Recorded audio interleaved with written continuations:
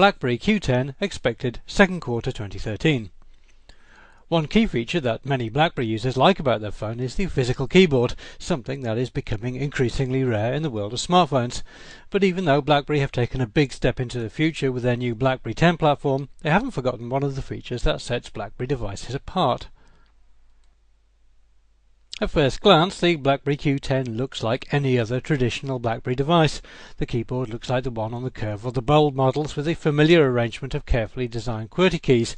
But above that is a much larger display than normal, and then it becomes apparent there are a whole set of keys missing. Well, sort of missing, because the BlackBerry Q10 relies very heavily on its touchscreen rather than the physical keys. In fact, when it comes to technical specifications, the Q10 is almost identical to the BlackBerry Z10 apart from the screen and keyboard.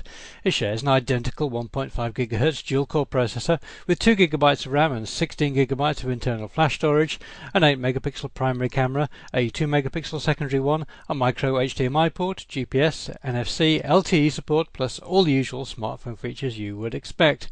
As far as we can tell, the primary choice between the Q10 and Z10 is about the screen and keyboard. The display is a 3.1-inch 720 by 720 pixel touchscreen panel, which is certainly a step up from the fairly grim one found in the BlackBerry Bold 9900, but it's obviously not as desirable as the one in the Z10. There is no slide-down keyboard option as found in the Torch 9810. The choice is clear: keyboard or display.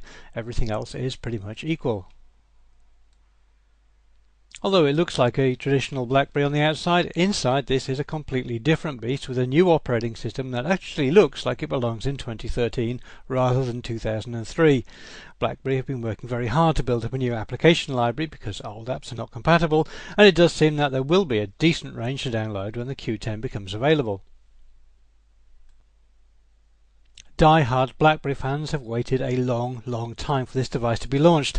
Unfortunately for BlackBerry, it's quite likely that many of those fans are now ex-fans instead, but it is likely that the Q10 will at least pick up some interest from those corporate customers still in the BlackBerry ecosystem, and from then on, well, who knows? Perhaps if we'd seen this phone 2 years ago, then we might be more certain of success. BlackBerry indicate that the Q10 should be available in several worldwide markets from second quarter 2013 in black and white colour schemes, but the price is not known at the time of going to press.